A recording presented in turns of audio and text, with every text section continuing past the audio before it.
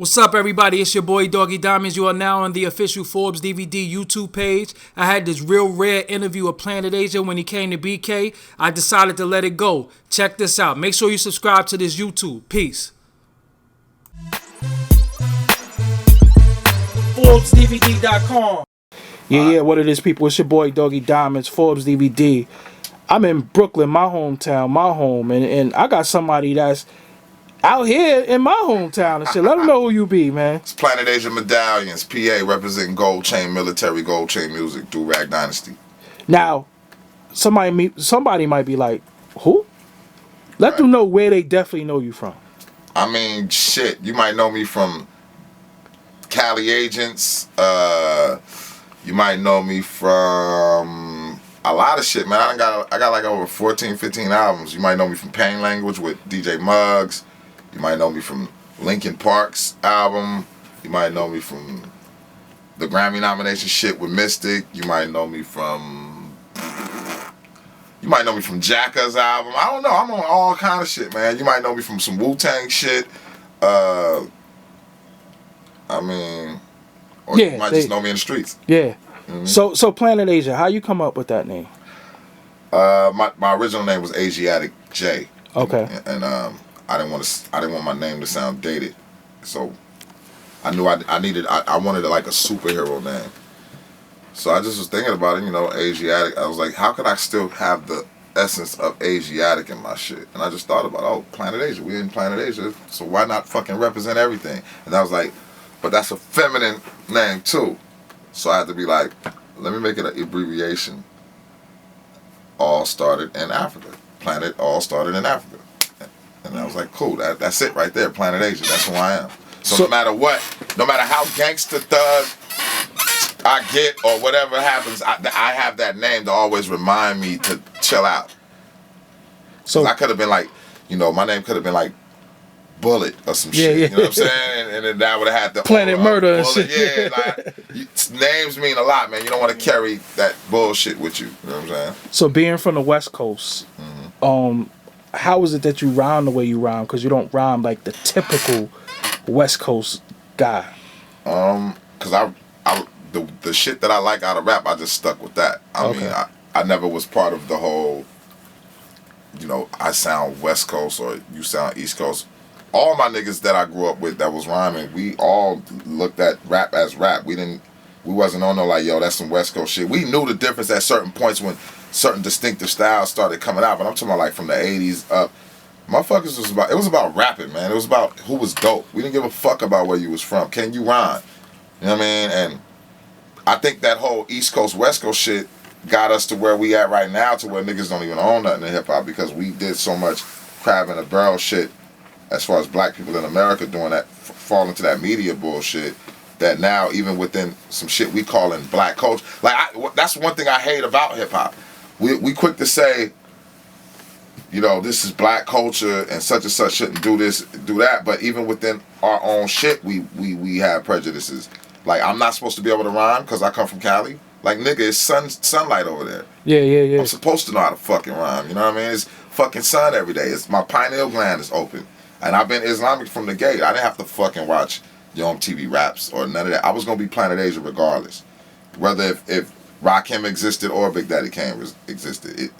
This shit, if hip hop was gonna be around, niggas was gonna do it. So let's like stop making it seem like, yo, you gotta be from somewhere to sound a certain way. You gotta be a student of this shit.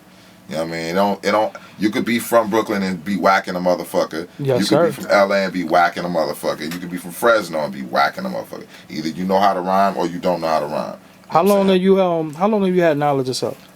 Shit. I've been knowing who I was. I've been knowing myself since 1984 or 5 when my Uncle Frankie gave me the 28th degree in the 1 through 40 about the manufacturing of the devil and the whole Yakub thing. And once I got that in me, I didn't know what it really was, what he was, I didn't know he was dealing with Islam or whatever you want to talk about until later down the line, probably like 89 or 90 or something like that. And then I heard a brother named Raheem start talking to me. I was like, yo, I think my uncle was telling me about this shit a long time ago, you know what I'm saying? And that's how I got into it, man. And what does it mean to you? Because we we was having a conversation off camera about how a lot of people came out being a part of the Nation of Gods and Earths and you know, dealing with Islam, and some of them deviated. What does it mean to you in 2015? Well, me being a wisdom baby, I kind of came up from the Nation of Islam first before I got Supreme Mathematics and Supreme Alphabet. So it's a discipline thing out of that I kind of got out of the FOI training. And, you know, that's in your Muslim lessons. But I think beyond just FOI training, I think just working on yourself outside of just lessons. You know, you got mathematics and then you have true and living mathematics. And you have to be the true and living mathematics. At some point in time, you got to know that putting dead flesh in your body is not cool. At some point in time, you got to realize that I drink Hennessy every now and then, but I know that shit has to stop. You know what I'm saying? You can't do everything forever or that shit's going to take an effect on you. You know what I mean? And I think that's where a lot of brothers fuck up at. You know, you don't even have to fall victim to just crack and drugs. You could fall victim to McDonald's, nigga. You know what I'm saying? Like, you could fall victim to fucking too much emotional shit with women. You know, I've seen dudes get one girl and whole life be fucked up, whether they had knowledge of self or not. You know what I mean? It's just, I think you have to be disciplined and have self-control. That's what this whole thing is about. It's about having self-control. Once you understand that you in control of your circumference, you held accountable for that. Now, if your fucking liver give out because you've been drinking, you can't blame nobody but yourself. You know what I'm saying? If your fucking teeth fall out because you've been smoking crack and crystal meth, it's your fucking fault. Ain't got nothing to do with how much math you studied. You just didn't have no fucking self-control. You know what I mean? So let me ask you, this is live, so you know, phones ring and shit like that. Let me ask you, conscious. We talked about the word conscious off camera. It's on your shirt. You say you hate the word conscious. I do hate that word. Why do you hate that word? Because I feel like it's just like, why does he use Christianity to show his dirty ways? It's like you can stand behind that word consciousness, just like people stood behind underground hip hop back in the day, and them same dudes right now, some of the most corporate motherfuckers right now, and do a lot of corporate shit. But in the early 90s, when I was wearing big chains and shit, they looked at me like I was jiggy and shit, and they was talking that keep it real underground shit. Now you needed a black medallion. Yeah, now these motherfuckers is in these offices not supporting real hip hop. You know what I'm saying? But you know, they was screaming that underground keep it real bullshit. That's why I never was with none of those facades. I'm like, keep it real with yourself. I'm not like hip hop. Like, I do rap music. Hip hop is the culture, but I don't really give a fuck about hip hop like that, because hip hop is not owned by us. You know what I'm saying? So when you say hip hop to me, I know you're not really talking about something black all the way. You know what I mean? Like, this shit that we do is I call it ghetto music. Like, I don't rap like a spaced out nigga. You know what I'm saying? Like, you got all kind of different variations of hip hop. You know what I'm saying? I feel like a lot of shit, this word to me means square. This word, a lot of time, conscious, means square to me. That means you gonna say some shit that's not really offensive to the powers that be. You just a nice rapper that doesn't cuss that much, but you're not really saying nothing. You know what I mean? Like, being nice doesn't mean that you're a revolutionary or or you're conscious. Just because I rap about fucking pink flowers or some shit, or being high all day, that don't make you fucking conscious. You know what I'm saying? Or love songs about women all day, that don't make you fucking conscious. You know what I'm saying? You have to, you know, corporations have to be mad at you. You got to lose a couple sponsors and shit. You know what I mean? Piss a couple people off. So let's clarify something and get them to understand a little bit more if you can. You said you don't give a fuck about hip hop. I don't. Not that. And I think some people might take this part and say, "Oh, he said I don't give a fuck about." I don't. Yeah. I don't give a fuck about hip hop, because I know what the people that use that word hip hop all the time, they're not really with the shit that they're representing. They're not hip hop. Like, I've been rhyming since 1985 and professionally since 97, living off what we call hip hop. But when people say keeping it real, I don't think they're keeping it as real as I keep it. And when I say that, I'm not saying like, you know, when I go to the studio, I'm spray painting on the wall and it's breakdance. I'm just saying I keep it true to myself, as far as like, I don't let nothing divert me from the type of music I want to make. I have a little small circle of people that I'm trying to impress, and as long as we like the shit, that's what it's about. And to me, that's what hip hop started as. Yeah. Because when motherfucking Run DMC and them dudes first came out, other musicians was like, "What the fuck? Y'all, you mean to tell me y'all gonna perform with records?" Like, that was unheard of to them. That was, you know, it was like, that wasn't really, it wasn't a space for you to call it hip hop yet. It was just what the fuck we was doing. Yeah. Niggas was, you know, stealing equipment to put shit together, you know what I'm saying? And, you know, getting turntables, you know, mixer, you might sell drugs, I know a dude that worked at a grocery store. You know what I'm saying? My first producer, he worked at a grocery store, saved up all his money to get a Akai S900. Not even the S950, he had the S900 with the Akai sequencer, and we made our shit off of that. You had to hustle to get pieces of equipment. Now you can just go get a fucking computer and download, go to YouTube, download some samples, and now your tutorial, and you know. And I'm not saying there's something wrong with that, but I'm saying, like, when is it ever, what is real hip hop? Yeah. That's all I want to know. What is real hip hop? So you also said we don't control hip hop. Yeah, we don't control that shit. Who controls it? Who owns it? Because a lot of the people that's talking that real hip hop shit, they don't like. It's just we don't ever talk about this. This is what we don't ever. Let's have honest conversation right now. The shit I don't like about hip hop. Okay. It's like you can't be fly, dope, and conscious. It's like if you fly, you just can't be conscious. And if you conscious, you just can't be fly. You wearing them labels of the white man. Yeah, that shit gotta stop, man. Because what got me into liking Rakim and shit was the illusion that he gave off first, and then I got what he got, you know, what he gave to me. You know what I'm saying? And I'm not saying that's gonna work for everything, but let's look at all the rappers that we still love today. Not the flash in the pans or the trends that went by. Look at all the rappers that we still love today. You said it earlier. Most of them is 40 years old. Why? Because they got experience and they know certain shit.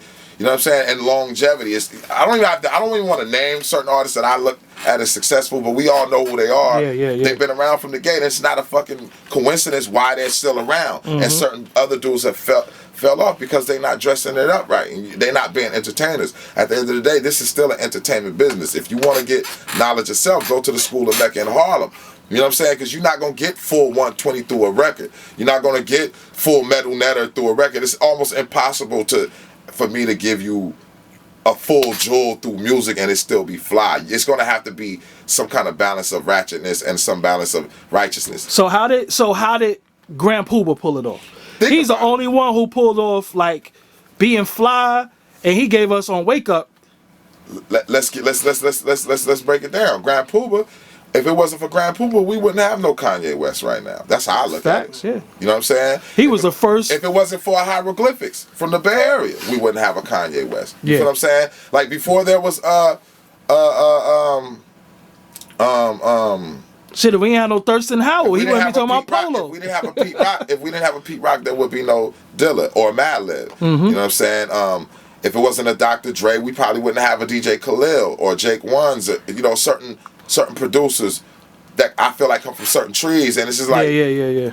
You gotta respect the original seeds. The original seeds, the blueprint has always been there to be successful as an artist, man. I'm giving out jewels right now. Yeah. There really isn't no secret to this. The secret is just being yourself. We loved Redman when he had the tissue in his nose. You know what I'm saying? It's like it's a certain style to everything. You don't have to wear Gucci and Louis. Yep. And when I say fly don't mean go buy the most expensive clothes. You can have on a fucking Champion hoodie and a fucking chain and be looking iller than a dude that got a 3-piece suit on. Just look clean. It's the aura behind the shit. And that's what hip hop is. To me, that's my hip hop. Not that shit. I'm not when I say fuck hip hop, I'm not with that shit. I'm not with that hip hop. That corporate hip hop. Yeah, I'm with the fly nigga hip hop where the shit that I got certain underground dudes that'll be like, they don't like Rick Ross, but they'll like some shit that's like, let me not even use Rick Ross as an example. Let me use some shit like a cat'll be like, I don't like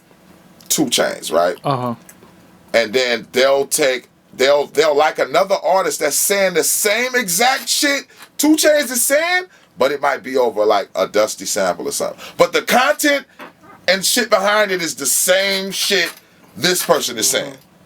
But you just can't take the fact that it's a nigga telling you that.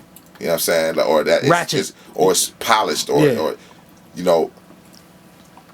My partner told me a long time ago, man, that when black people start having too much fun, other motherfuckers don't like that. When it look like we're having too much fun, they gotta shut that shit down.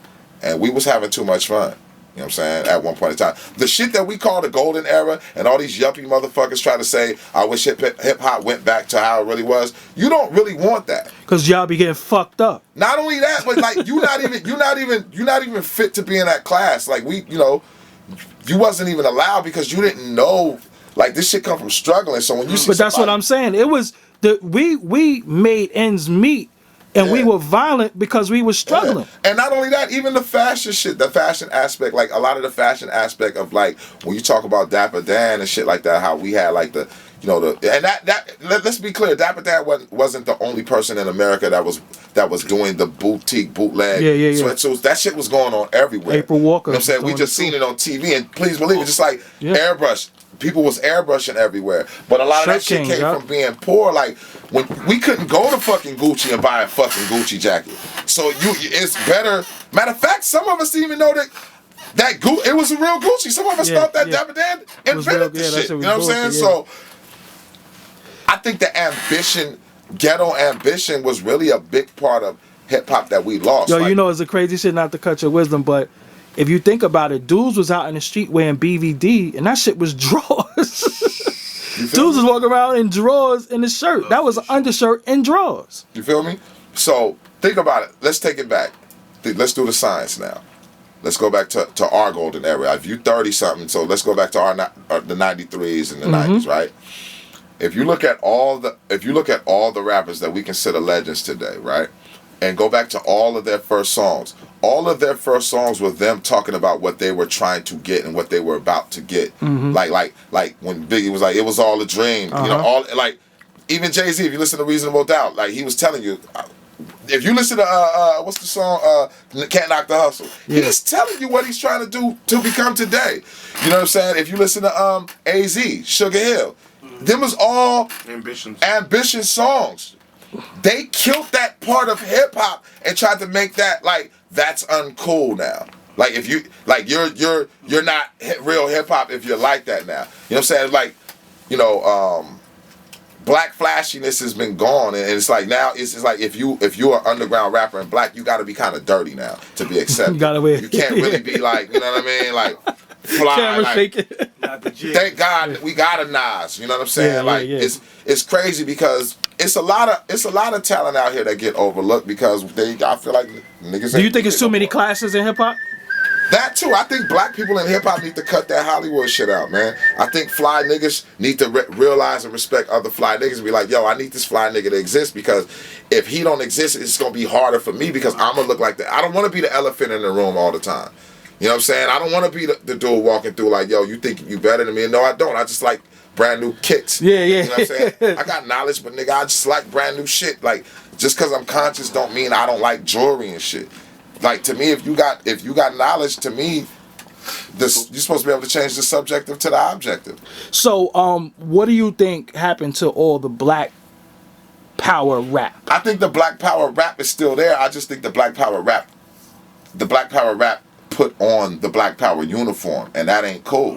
Yeah. Don't wear the fucking uniform. Spookles out by the door. Yeah, because the kids can see you a mile away. They don't want to hear that shit once they see how like you don't look like me. Like for instance, my brother A.A. Rashid. I don't know if you know A.A. Rashid. I grew up with him. Okay, A. He's Rashid, from my hood. That's my brother. The reason why I love A.A. Rashid and his lectures, before I knew A.A. Rashid, my 85er sense is what attracted me to his lectures because I would be like, yo, this motherfucker's wearing a polo shirt, but he's kicking some shit. And I'm not materialistic like that, but I'm looking at it from a teacher standpoint, like, yo, he's going to be able to reach some young people off that aura. Like, he's saying some real shit, but the way he looks and how he's saying it, my cousins that gangbang would listen to him.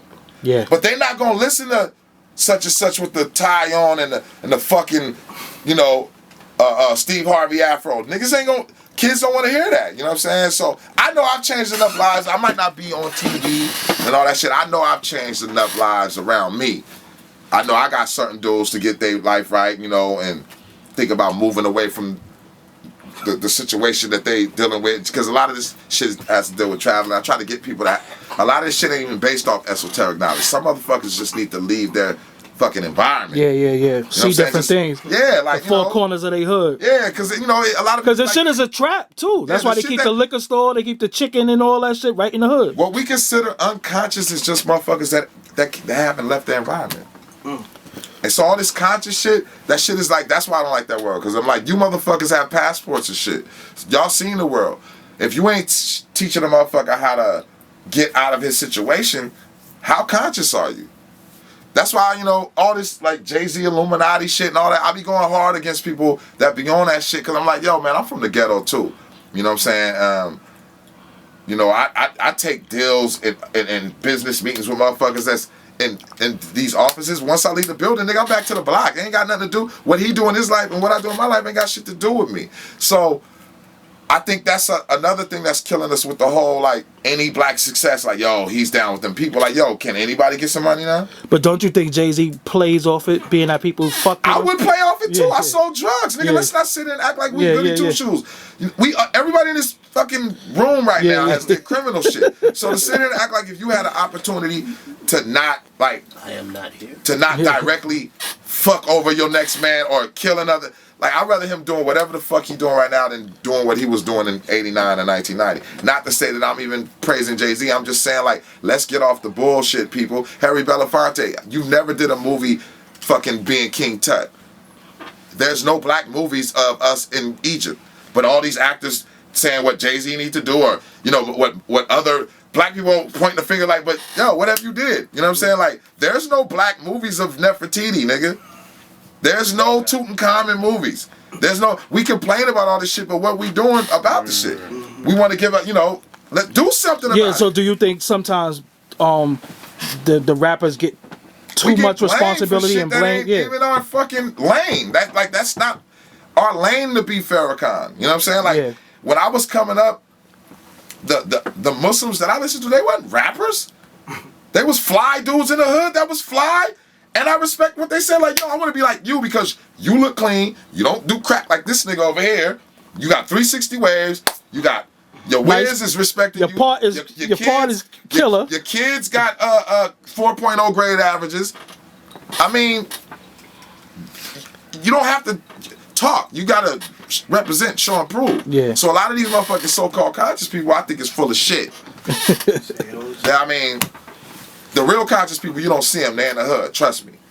I know some real elite conscious motherfuckers that ain't on these videotapes and DVDs. They're in the hood doing what the fuck they supposed to do. So all that conscious rap shit, don't put me in that, because I'm not one of them black people that pick and choose between black people.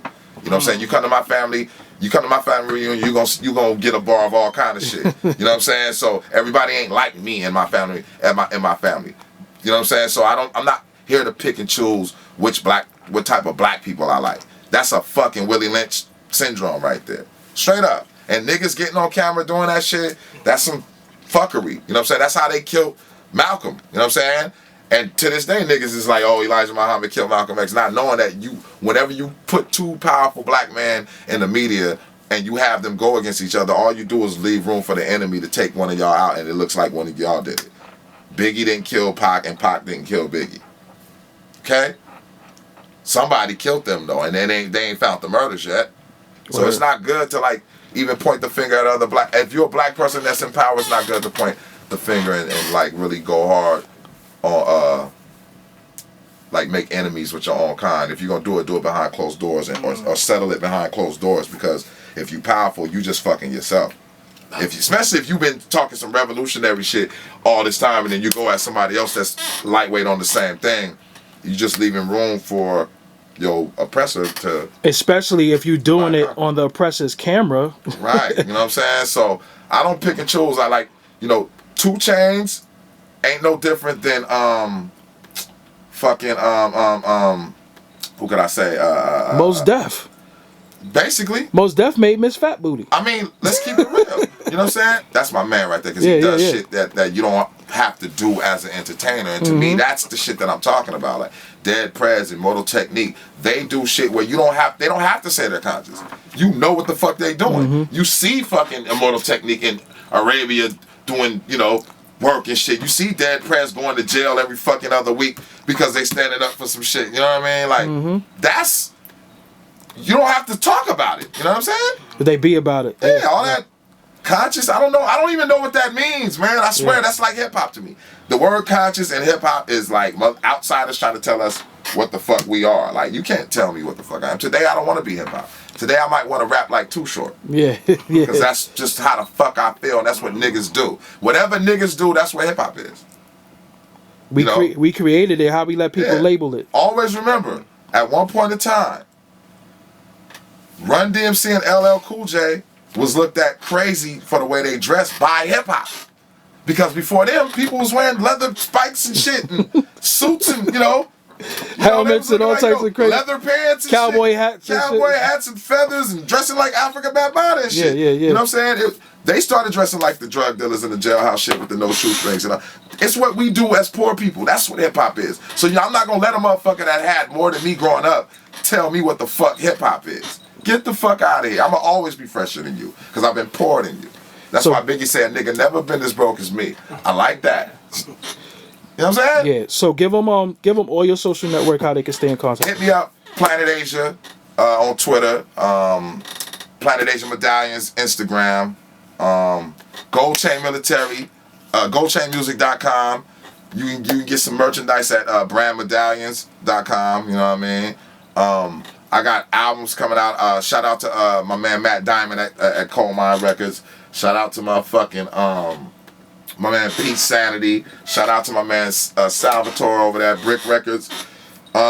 We in Mic Handz studio. It's popping. My man Mike Handz brought me out here to do the fucking Writer's Block joint, and we bringing Writer's Block to Fresno. That's our new shit. We bringing Brooklyn to Fresno and Fresno to Brooklyn to cross promote different regional artists that we feel like need to, like I said, it's about taking people out of their environment. I got partners that would love to come to New York, and I know that New York would love, you know what I'm saying, because we can trade places, get lifted in the staircases. Yep. You feel me? Yep. And it's all it's about, man. I think black people just need to start doing business again.